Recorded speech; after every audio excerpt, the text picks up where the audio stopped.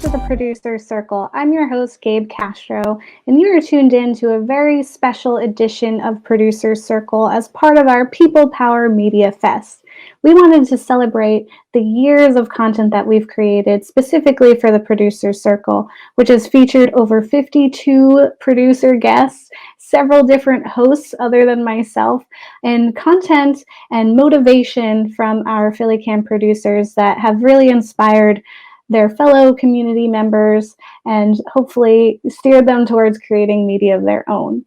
It's been quite a journey, the Producer Circle. If you're unfamiliar, this is a show where we feature usually PhillyCAM producers talking about their experiences and what they create, how they create, and then also feature interviews and conversations with our audience in our circle. This episode will not feature new producers, but instead is an opportunity for us to look back on all of the content that we've covered, the different guests that we've had, and some of their words of inspiration. So I hope you enjoy this episode. Welcome to the Producer Circle. I am Lynn Emanuel, your host, here with Kaisha Woods, co-host for the show. We are so excited to be able to bring to you more than 50 community media producers here in the state-of-the-art studio known as PhillyCAM. We'd like to welcome you. We are streaming live, and we'd like to welcome our global audience as well. Hi, everyone. Welcome to our Producer Circle Short Showcase. Hi, welcome to Producer Circle, the collaboration edition. This is an event where we invite producer certified members here at PhillyCAM to talk about their experience in creating content at PhillyCAM. Today's special is about the Express Studio. Hi, welcome to Producer Circle. I'm Gabe Castro. I'm the programming and production coordinator here at PhillyCAM and usually the host of Producer Circle, but I am handing over the mantle to our lovely Vanessa Maria Graber. And this episode, we are going to be talking about live productions for radio. Today's episode is about social media. So I have with me our amazing social media coordinator, Leah. On today's episode, we're going to talk to some youth media makers from various organizations here in Philadelphia. And today we have a lovely panelist that are AnimeCam. On today's episode, we are talking to Cammy awardees. On today's episode, we are going to be talking to some producers talking about on-location filming. So that's taking your equipment out into the field, not in one of our studios like this, and creating content which will have to be edited and put together and be very unique. And on today's episode, we're going to be talking about documentary filmmaking. Bienvenidos al Círculo de Productores de Latinos. Hoy voy a entrevistar a Marilyn Rodriguez y Ariana Bracho. And on today's episode, we're talking about distribution and promotion of your show. And on today's episode, we are talking to producers about how they're creating content at home during our stay-at-home policy right now. Hi, and welcome to Producer Circle. My name's Allison Durham, and I'll be your host today. We're going to be talking about how some of our PhillyCAM members have been producing radio content from home. Hi, and welcome to the Producer Circle. I'm your host, Gabe Castro. And on today's episode, we have invited two phenomenal producers of events and organizations that we see throughout our city of Philadelphia that cover cinematography, film, production, the people, community events. And they have done some phenomenal work of kind of converting the content that they've created to fit in this virtual space in our current remote, virtually accessible world that we live in.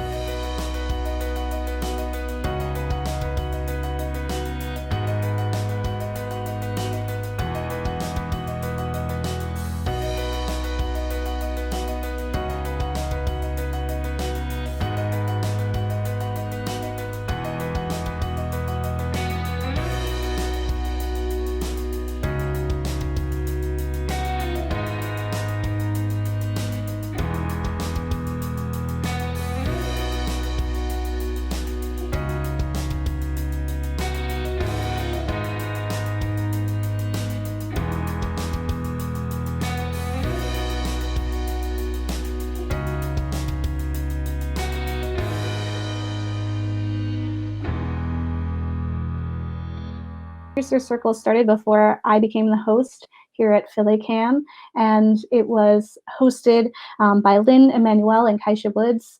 And it was phenomenal. It was such a fun time. It featured our audience members and even the crew in conversation.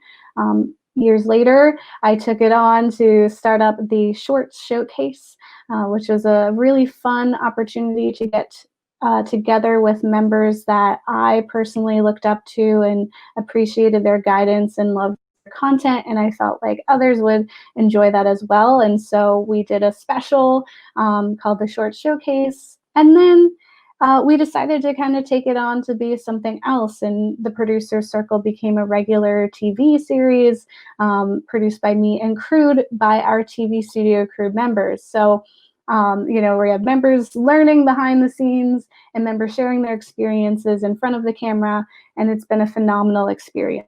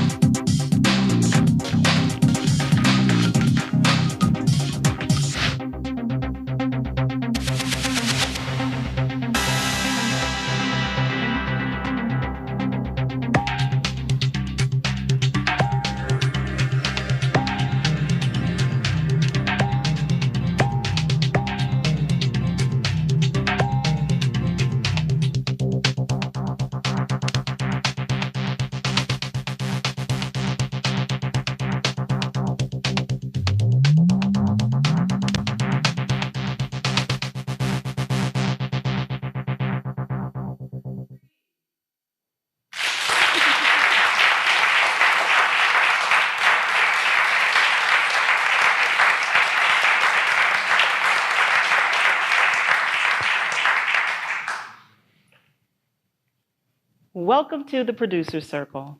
I am Lynn Emanuel, your host, here with Kaisha Woods, co-host for the show. We are so excited to be able to bring to you more than 50 community media producers here in the state-of-the-art studio known as PhillyCAM. Well, PhillyCAM is the perfect medium to help advocate. I'm a big advocate for education, issues and concerns in low-income communities.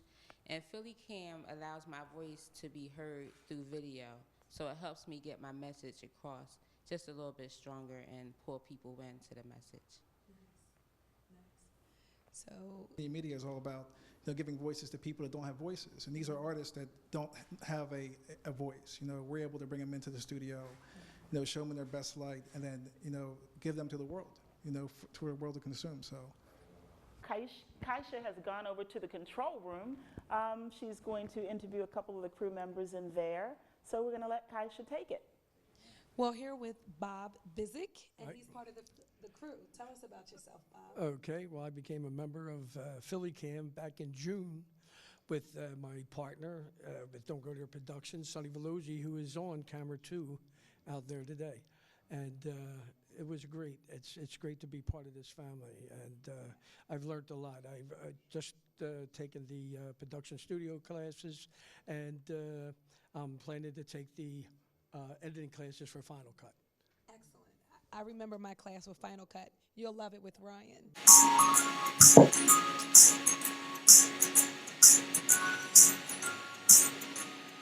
What made you specifically talk about these new decisions? Because it impacted me. It directly, when you watch it, you can feel it, because everyone, especially our people, were connected. So I would see these stories and I would literally be like, oh my God, and it doesn't feel like it's getting any better. And then when you go home and you listen to radio, you listen to this music that kind of carries it, and you turn on TV and all you hear about is Trump. And now we don't hear about what's going on in our communities and the Black Lives Matter movement, but no one is really pushing the needle to say, what are we going to do about it? So I feel like film, whatever your art is, whatever your passion is, you should use that to give a voice to what you feel like is unjust going on in society today. So that's what I wanted to show people, that art is not just pretend. So I showed the part, and I didn't want people to get into a world like, oh, this is just a movie, I'm watching it, I go back home, it's not work. So that's why I brought it into those three different concepts there to show people like, okay, I'm going to show you the entertainment part, and I'm going to show you how this relates to real life. Be documentary filmmaking or narrative filmmaking is a process of, among other things, mistakes. You are unlikely to make your hit blockbuster in your first outing with a camera or like that. You know, and I've seen the same thing in various forms of media, both radio and on the internet and so on. And I'm sure you guys, especially you guys who have done, like myself, various episodes and various series and so on, and you look back at the very first one, and you compare that to the one that you've most recently done, you can see the progression. So the first point is that you cannot be afraid to make mistakes. In fact, you should expect them. In fact, you should hope for them, because that's what you actually learn on the road. And on the back of that, you have to get on the road. In other words, you have to take up that camera, you have to take up the pen, start writing that script, and start doing the projects. With the understanding that the first ones, the earlier ones, will be as good as the later ones. I just wanted to say, you know what? Being a producer, yeah, you have the title of producer, but you're relying upon so many different people to really. I don't see that. Oh, I missed that. Okay, fine, thank you. So I'm not hogging all of this. I don't have this title. Say, okay, I know everything. It's like, no, I don't. And I'm going to tell you right now, editing for me, I don't like it. I don't like it. My passion is screenwriting. But with production, when you're an independent filmmaker, it's like if you don't have the money, you have to do it yourself. So you become creative. And then I was able, in PhillyCAM, oh my goodness, because I graduated from film school, and I came here. You helped me upload my first film for PhillyCAM. Everyone's coming out, grabbing you guys, you're helping me edit. I was able to find my top actor. He was my production teacher. Charles was my production teacher. A lot of networking. So you pull from those resources, and it helps you to create your projects. It's not easy, but if you're in the right environment, it's like God just leads that path. Like I said, we've had 52 guests on our show over all these episodes who have each given us in-depth looks of what they're creating and how they create, and it's all been very unique. We've also had different guest hosts, so it's not always me at the front. Like I said, in the beginning, we had Lynn Emanuel and Kaisha Woods. We've also had Vanessa Maria Graber, Leah Vandertak, Kat Garcia, Allison Durham, and of course myself in all of these episodes. We've covered quite a wealth of information in each one of these episodes. It has been very interesting and exciting. I've learned things myself. We've covered things like field recording, using our Express Studio, how to use social media to promote your show. We've talked about distribution, documentaries. So over this time, we have gotten a lot of words of inspiration from our members. I am so thankful to each and every one of them that has taken the time to sit with me and chat and share their experiences in creating media, and hopefully inspire others to do the same. There's been some really great words of inspiration that I would like to share with you all from these episodes over time. I'm really looking forward to what the future is going to bring, and I'm so glad that despite the world and how it is right now, we're still creating content that we feel passionate about, and that we have found ways to do it from home and to do it safely. And so you will see a few episodes using, online means, and then you will see some of those treasured moments of us in the studio, which I, can't wait for us to do again.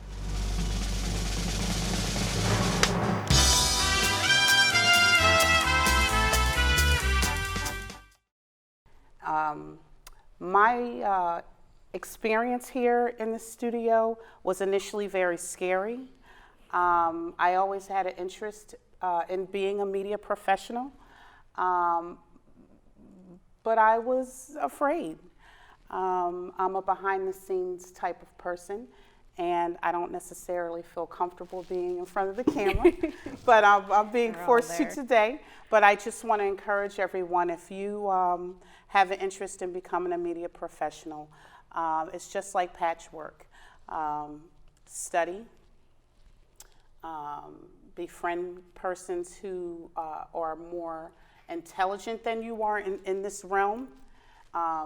Mentors is what you need, really, to help you along the way. Volunteered on her show one day, and she worked my last nerve. And we argued back and forth, and she said, at the end of the day, she said, I want you to produce. I'm like, produce what? Here that word again, produce. So I took all the classes, and it was amazing. Working with Gabe and Charles and Debbie, oh my God, you know, they have saved me. And my sister over here, I worked on all the shows, and it's like, wow, Charles Gregory. I didn't think, because, let me go back a little bit. My stroke was, it touched my memory a little bit. So it takes a lot for me to concentrate. And that's why I like to be behind the scenes, because I ask Gabe the same question I know over and over again. But being in this relaxed atmosphere, knowing that I do have a disability, but I can overcome it. I haven't talked this much, I think Gabe would say, because I always had that fear, because I forget words just leave out my head. But the patience that they give me here, and they always encourage you and tell you can do it, you can do it. When I think I can't, you can do it. Like today, you can do it. I'm nervously talking right now, I'm rambling on because I'm nervous. But the bottom line is, I just showed compassion to Miss Trudy. I've dealt with, Miss Trudy's 91 years old. Mm-hmm. So when I seen her still running around, talking about come on, and I'm behind her and she 2 blocks in front of me, talking about hurry up. And she's still doing it. She's been doing this for over 60, 70 years, and she's still doing it. I said, wow, if she can do it, so can I. The encouragement they give you just, it's like, you know, you go to work and you see people get attitude with you, roll your eyes. It's not like that here. No. You leave those people at work and come here and start to smile and say, okay, now absolutely. Right. Who can I help? What can I learn? It's just amazing. Collaborating here, you know, you have to be a PhillyCAM member in order for people to utilize the space, right? So that's another thing. I just started to connect with people. At the time, once again, I did radio and television, so I knew people. And so I actually helped you out. I think I did your show. Or what, Money Matters or something? I did yours, you did mine too, right? Yeah. So it was Tim. You know, I've been here for like, what, 3 years, and me and Tim have cultivated a good relationship, you know. Charles is a great person to contact just in case if you don't know, you know, any crew members. But once you get certified, you should have, you should be able to get into the crew, PhillyCAM crew online on Facebook, and then collaborate with people there. That's another thing. You never know how someone's going to be on the radio. That's a big one. Because they can talk a good game, right? Yeah. Just normally like person to person. But once like you go live, they have the mic in front of them, they get so quiet sometimes, right? And then that's when you need your research. You need those backup questions to kind of, okay, now you have to like feed them. You know, like they're not going to feed you. You have to give them the questions, you know, so that's actually an interesting point, because I ask my guests to pre-write a 1 to 2 minute story that is sort of their intro. I want to see some creative writing. And a couple guests that I've asked to be on the show who are like friends of mine were like, are you crazy? And I'm like, no, I'm not crazy. I don't want you to just get on and wing it. I want you to actually put a little flair into what you're writing and, you know, think about it. That's a good idea. And so it's actually, and that's I've had a couple people come on who were like, oh, I don't need that, I'll bring notes. And then they did exactly what you said. Because they think they're okay with their froze notes. Exactly. They froze up. And so you mentioned there's 2 other radio shows. Do you cross-promote like with other shows? Are you like, or cross-promote even just organizations or artists, tagging them in your posts so that you can also potentially get their audience as well? Well, not to get their audience, but just, I guess, to share my audience. Like, okay, we have great content here at PhillyCAM, And there really is something here for everybody. So if I say, don't forget to listen to Millennial High here at 12 o'clock, or listen to what's going on at 3 o'clock, I'm just saying, okay, do that. Listen to them. Tune in to listen to other things. Tune into the TV station in order to find out what's going on. There is something here for everybody. So just keep creating and the fans will come. I would just add, make sure that thought leaders and people who have a lot of followers who might be receptive to your content, make sure they see it. I know a lot of people don't like to be tagged, but on Twitter, for example, if you at somebody, there's been times where people with tens of thousands of or 100,000 followers will retweet something from Poppin', because I know they're gonna care about the content. Mm-hmm. So I'll tweet about it and I'll CC them at it, and then if they retweet, that means we're opened up to their audience. And so I think it's about being strategic. I do agree that frequency helps, but it's also about being strategic. Who do you want to see your content? And how do you reach them in an effective way? I do agree that frequency helps, but it's also about being strategic. Who do you want to see your content? And how do you reach them in an effective way? Not in a annoying way, right? But when I slide into their DMs, but do it in a way that's you acknowledge whatever they're contributing to the issue, and you see that you have a similar passion or interest, and you thought that this might be something they're interested in. Not only that, if you have any comments, likes, things that happen on that post, be sure to engage your community, because they're going to be the ones that have good follows, that are going to share your stuff, that like your stuff anyway. So be kind to them. Drop a comment to say, yo, thanks for liking this post, or hey, how you doing? Actually get to know them a little bit more. Helps build a community and makes your content stronger. I would just add, make sure that thought leaders and people who have a lot of followers who might be receptive to your content, make sure they see it.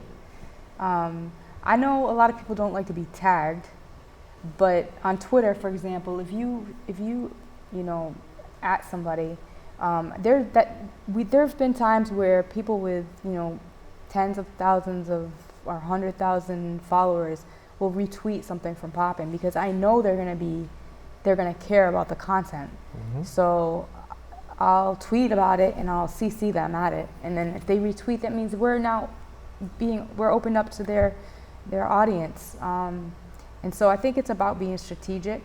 I do agree that frequency helps, but it's also about being strategic. Who do you want to see your content? And how do you reach them in an effective way? Not in a annoying way, right? But when I slide into their DMs, but do it in a way that's you acknowledge whatever they're contributing to the issue, and you see that you have a similar passion or interest, and you thought that this might be something they're interested in. I would say just do it. If you want to make a film, or if you just have some type of video idea, just simply just do it, because you never know where it's gonna go. And you can submit it to different film festivals or film contests or whatever, or you can just upload it to YouTube. You simply just don't know what's gonna happen. Anything can happen. I think that's something that we don't realize. Philadelphia is really a creative hub. There are so many people in Philadelphia where you can just meet up and just link up. If you want to do something hey, I'm a poet, you're a photographer, let's do a series where my poetry influences your photography. I think that sometimes we're scared. Even me, I get super scared. I'm I have this idea, or I really want to go do this thing, or I really want to go out there and really be as creative and out there as I can be. But then somehow there's a little voice in my mind oh, Amanda, it's cold outside, you don't really want to go, or you're tired. But everybody who's successful in their craft always says that it takes dedication. Like there's that 100,000 hour rule, I think. And just like if you dedicate time to what you love, you're going to see progress, and you're going to see like an outcome from what you give in. So it's like, do it. I guess I would say believe in yourself, because if you don't believe in yourself, nobody will. Just like if you have an idea for something, push it. It could be the worst idea ever. Just learn from trial and error. Because I know I've had some pretty bad film ideas that didn't go so well, but I'm still pushing forward because I believe in myself and I believe that I can do better. Into production, you always should check if you have an SD card in the camera because you think you're getting this amazing shot and this amazing scene that is just perfect the way that you wanted it, but then you go back and try and watch it and you don't have an SD card in there. So.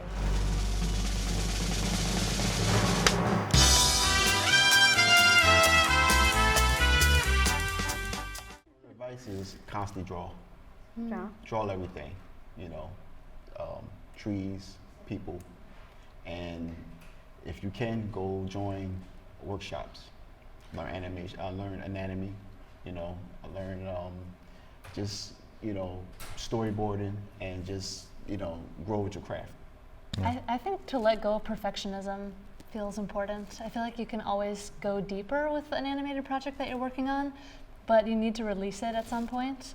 So finding a stride that feels like you're making progress and you're not obsessing is what I would tell my younger self and anyone else who's starting. Yeah, give like little achievements so you feel like you did something. Yeah. Or just like be like creating it and letting it go. Like try to find a speed that feels like it's sustainable for. Yeah, I agree that drawing is so important. But I mean, there's so many different types of filmmakers. Some of them want to tell stories, and some of them have more sort of a intuitive approach to it. But I think they need to watch films, and you know, and sometimes it sounds strange, but I tell my students, like, turn the sound off and watch a film, and watch the editing, and watch the structure, and ask yourself why they made those edits. And then look away and just listen to the sound and how they build the soundtrack. The sound is like 50 to 70% of your story. And watch films that were made before you were born, because a lot of times, you know, the younger students will just watch whether it's on YouTube or whatever is, you know, current out there on Netflix or being shown.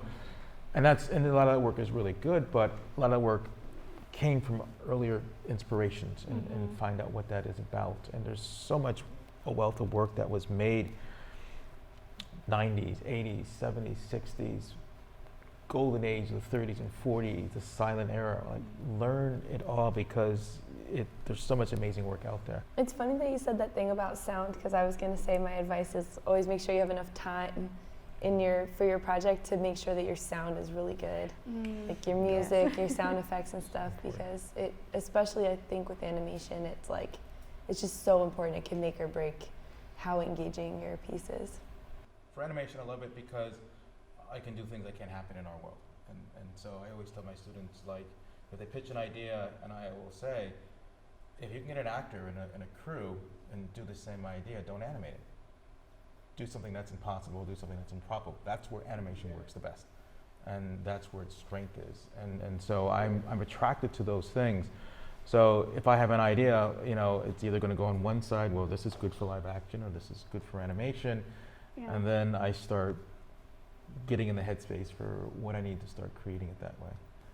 The big challenge is that there's always going to be a gap between their ideas. They have like the most amazing ideas, and that's what I love about teaching. Their ideas are way up here, but their ability to animate them are down here for now. And so I teach Saturday school classes, so I have high school students, and I'll teach seniors. So the higher they get up in their grades, the smaller that gap will be, and then you start seeing these amazing works where I've got this idea, and this is how I can make it happen. And I love that. And so any part where they have trouble connecting, that's where I come in as a teacher, and I try and help them. And so sometimes, yes, they get over ambitious, Yes. And you have to say, you've only got 2 hands. And only so much time. This is an idea for a feature film. You can't make this. Yeah. And the other times it's like, you're not working fast enough and it's due next week. Let's talk about what we can do to fix this. Well, I just finished a video game that's called Lapis Lazuli's Labyrinth, and it's 8-bit. The animation style is 8-bit animation. It's an HTML game, and it's an adventure game that's sort of about like depression and disassociation. And I feel like using these tools that are fantastical and magical to sort of like explore experiences that feel like really hard to talk about and to share feels like special to me. Well, I love to work collaboratively. I feel like my favorite projects involve dialogue throughout different steps. So I feel like I often have like a grand idea, like you were saying, that's sort of like too big to execute. And then figuring out how to narrow that idea down into something that's like achievable, but that I still feel like still feels, exciting, and like that I'll be proud of it. That's a difficult step that I'm still working on, but it happens first. On women in jazz, but I did not do the singers and so forth. I did a lot of the women who ran the band, the Mary Lou Williams, women who were band leaders, who lived in a world as a man, because they did the things that man did with the same passion that men did. And one of the segments dealt with a cross-cultural thing, looking at what is jazz, what is soul. I did Maria Callas, the great opera singer. Phenomenal tune called La Mamma Morta.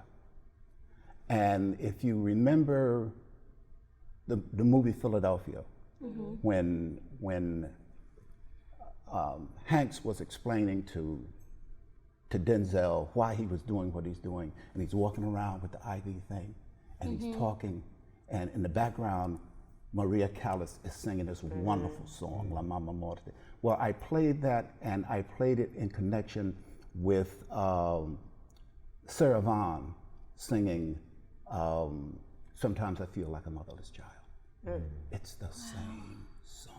I think that that's something that people need to understand, that don't get focused on how many people's watching or who do you think should be watching, because you would be surprised that your audience is going to be completely different than who you expect it to be. The producer, you think you're going into it wanting to cover a topic, but what you come out of is learning more about who you are and learning more about the topic. And if you don't know your subject matter and you don't know who you are, then it's not going to come out right. That's very true. It really isn't. And knowing and being committed to it. And there's all, in the production, all kind of things go wrong. And that's just a given. You're not going to be able to, sometimes you can't come in and say, all right, we're going to come in at 5 o'clock and we're going to leave at 6, and then it's a wrap and it's done. But most of the time you're in here at 5, you've been here till 12 at midnight. Are you committed enough to get the shots, to get the interviews that you need? You don't know what turns the conversation's going to take and where it leads. Right, and you can't say, stop, I didn't want you to say that, I want you, to do that. No, we're not, we're not doing that here. So you learn a lot about yourself, you grow, and that's another reason why. I've learned a lot of patience. Right, and that's another reason why producers need to talk too. We need to share techniques and share resources and how we do things, and so. Because growth and no, and I think people don't realize the growth and no. Like I said, I was nominated the first year and I didn't win. And I didn't take that as anything. I was just like, I was nominated. They see what I'm doing. I'm excited. Right. And in the no, it just helped me to keep going, because it's like, okay, they see me next year. They gonna really, they might really see me. And if they don't, I'm still gonna show up. But I think that people get so caught up in that I didn't win that it makes them feel weary, or they don't do it. Like, you're not gonna win everything. Because it's not about you anyway. It's really for your audience. Like, we're just like the vessels. But just go and shoot like a minute. Just say, I'm just gonna do a minute. I'm gonna. Even for myself, I'm just going to put together a little minute project and just go shoot and see what happens and edit it. Just take yourself through the process, shoot it and edit it. And like you said, editing teaches you how to produce it on the front end so that you're not tortured on the back end. Yeah, so exactly. absolutely, but yeah, just experiment and shoot. Be creative. Use your network. Don't be afraid to fail. Consider those moments failing forward. That's not a new term, but like at moments it's not going to go right. That's just for me. It's just been a part of the process. But there hasn't been a moment in which, we have failed, that we did not use that moment in our next project as a boost to be able to go farther. Work with someone else who has a particular style and just see how he does it or she does it and just improve upon it, or it improves you. Just take whatever everybody can and just put it in your own pocket and use it on your own. But learn from other people too. First piece would be active people are effective people.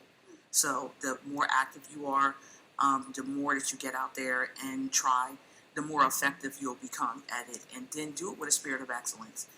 Don't just settle. Don't go halfway and then say, you know what, I don't want to do it anymore. Keep trying. Sometimes you'll fail. Sometimes you'll win.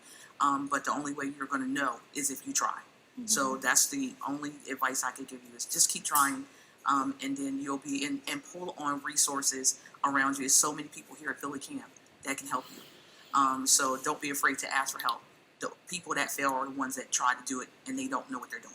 And what's great is that anyone who does not have a journalism background or who doesn't have a background in telling stories, you can come in from ground zero and we walk you through the whole process. I mean, there's a lot involved. I won't say that it's not, but we have a good group of people and they're excited. They want to tell stories that impact their communities.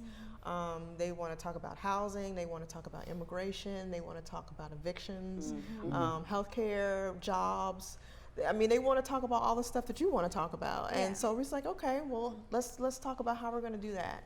And we walk them through the steps, A to Z. And definitely the communities program is like essentially what PhillyCAM is, right? It's media for the people, by the people. So these are people reporting on what's happening in their neighborhoods and how it's affecting them. And they get to tell that story. So it's not filtered in any way from different points of views or lenses. It's directly coming from the community that it is affecting. Yes. Which is awesome. It's a variety of things. Like you say, sometimes people give you feedback that doesn't help you, or that it's not gonna really guide you too much, and that's okay. You're not gonna take everyone's feedback, otherwise you're not gonna finish the project. You're not gonna please everyone. Yeah. So I guess it's just making the questions that are gonna help you to narrow down. Like, how do you perceive the character? Did you understand the message? Of the character, or what is the message that you got, and then I can go from there. And, sometimes it's like you think that you need to give away a lot of information about your character, and you really don't have to. So asking good questions from what is your goal, and then hearing the feedback helps you. Okay, maybe I can cut this scene. It's not really necessary. Slow down. Don't rush. You make your subject feel uncomfortable too when you do that. Slow way down. That's what I think. And then you get better shots too. Yeah, I'll say start shooting, even if it's with a cell phone. Yeah. So you can get a sense of your story. Don't overshoot, but sometimes people wait for the perfect conditions to start shooting, and that's never gonna happen. Right. So especially if your subject is in the same city as you, which was not my case. Yeah. Go for it. Start the project. At least you have a better idea after you shot, maybe just one interview, one scene.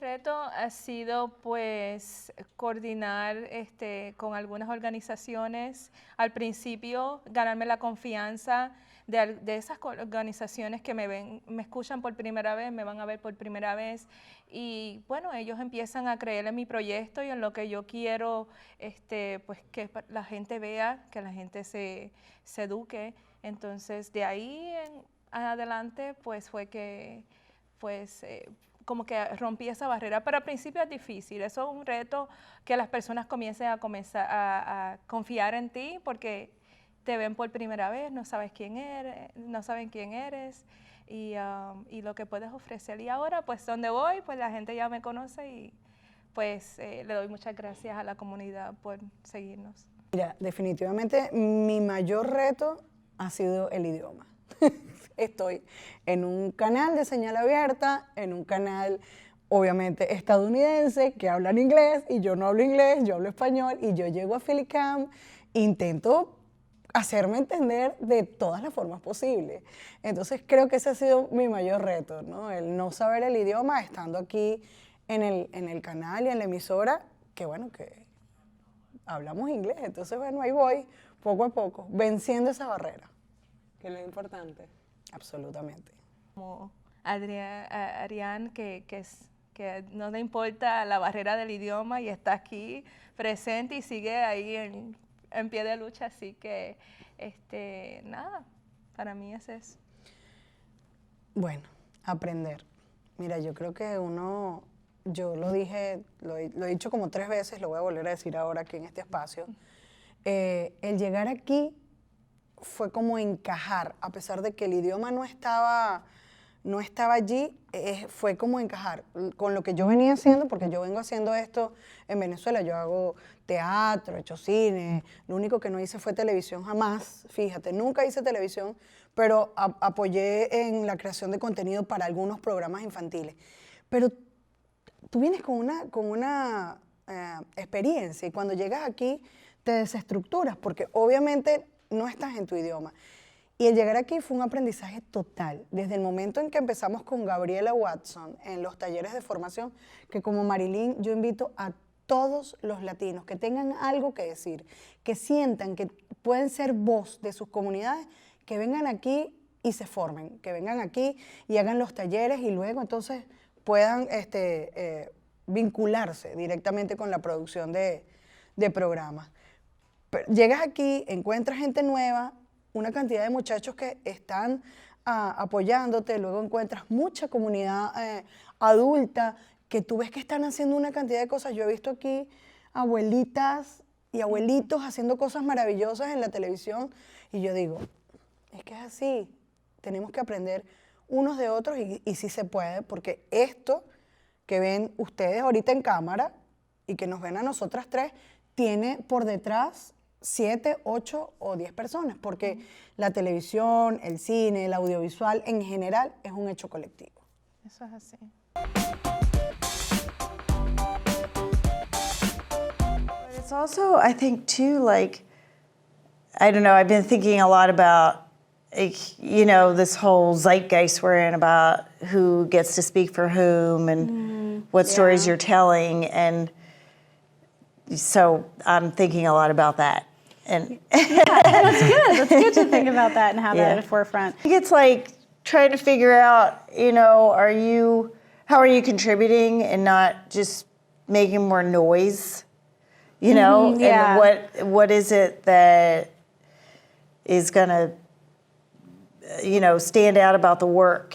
I don't know. It's hard. Then I think that's the other reason I'm thinking more carefully about what it is that I'm doing, because I feel like there's so much video content that's available now. Yeah. And so it's I think it's both an opportunity and a challenge. It's more like, you know, I'm kind of feeling lately like there's no reason to not make work. Because you can do a lot of stuff on your phone. Right? I make this graphic and I send that out, and I usually have some kind of announcement. I might have guests. I'll tag them. I just figure if you can just kind of create this little organic network, then you know, people will like it. I also found that if I put my face, you know, because I take a picture of myself with a record that I'm going to play for my show. So if I have a picture of my face, people tend to like it. you know, more so than if I just put a graphic out there. It's just some You're a weird. person, and Right, exactly. like It's that some weird person, thing. This is something that comes out of my teaching and also my experience running a gallery where it was a cooperative, and I found it really important for the artists and for my students to be able to talk about themselves and not feel bad and not feel like, oh, I shouldn't be talking about me. Because, you know, for artists, it's like you're going to an exhibition because you think something is interesting. Yeah. We started a video series. I mean, this was years ago. But I wanted all the artists that showed to be able to speak for 3-4 minutes about their work, and some people were petrified. Yeah. And they were awesome because they were so interesting, like what they did. And I do that with my students. You know, they have to speak, and public speaking, I think, is one of the most important things to do, and just be able to put that information out there.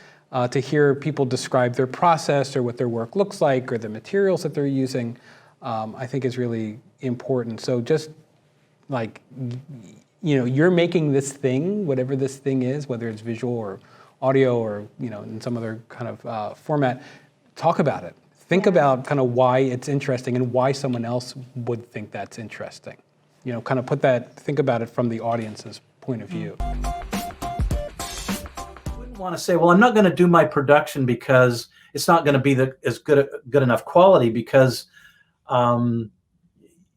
everyone's dealing with that, and the viewing public is getting used to it. So that shouldn't hold anybody back from going ahead and giving it a try. You've got to decide that you want to do this, and that there's some content that you have that you're inspired enough to communicate, that you spend and take the effort to go ahead and find the ways to make it happen instead of finding the excuses as to why it can't happen. When I run into that, what I typically do is try to find something fun that has to do and is related to what I'm doing, but it's the fun things that I like to do rather than the stuff I don't like to do.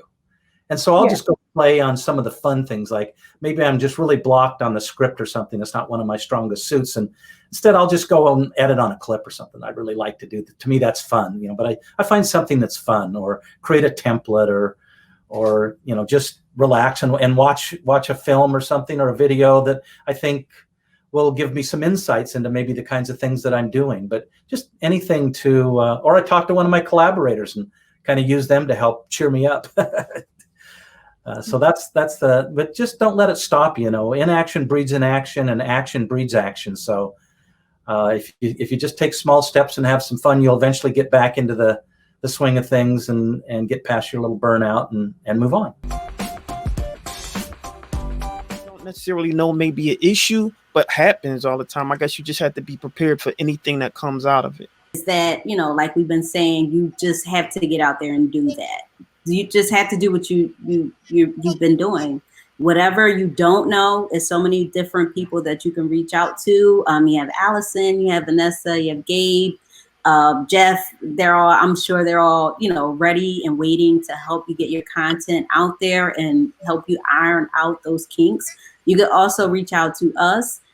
There's like so many different YouTube videos and all that you can learn from. So the thing is just to do it. Don't sit back and wait until this pandemic is over, because then people may move on from your show and forget all about it. Then you have to start all over again, trying to get people back in, and that's going to be difficult. So do it now. The process and the virtual experiences will continue to evolve, and we need to be okay with that and just swimming. As Nemo will say, just keep swimming. These are your trenches. This is where you're doing the work. It's all connected, but you know, do we pull out and say we're going to cancel the festival because no, we're going to create the space and we're going to keep it because media makers and community need this, and this is part of that work. Keep it 100. Be authentic. Be yourself.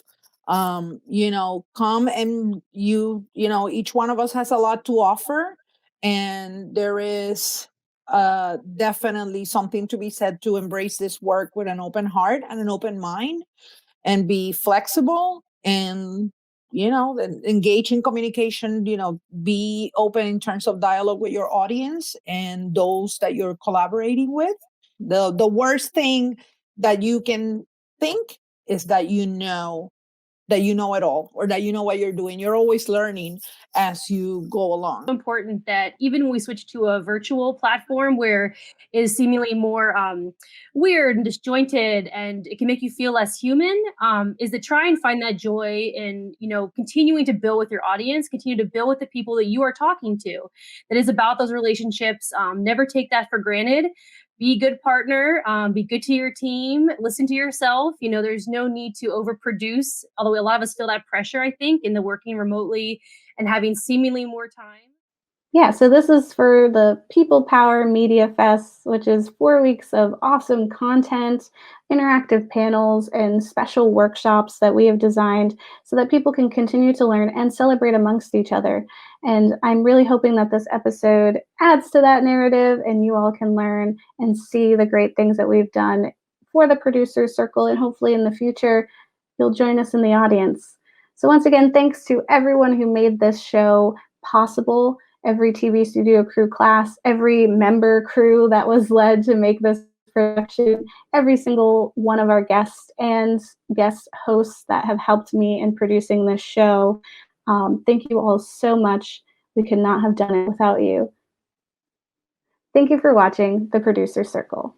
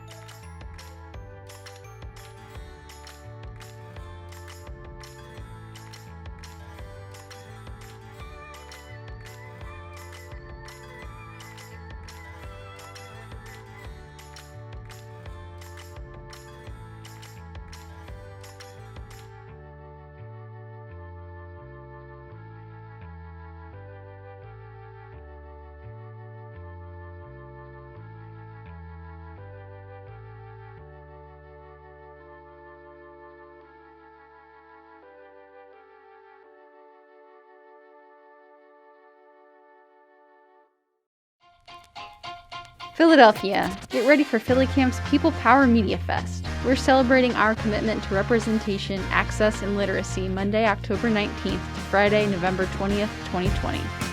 Join us to mark Free Speech Week, PhillyCAM and WPPM's anniversaries, Media Literacy Week, Election Day, and so much more.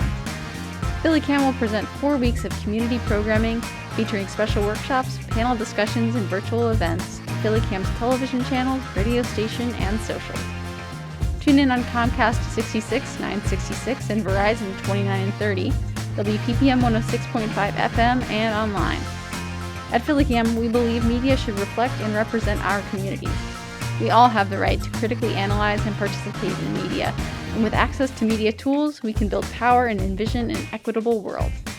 It's People Power Media Fest with PhillyCAM, October 19th to November 20th, 2020. For the schedule and more information, visit phillycam.org.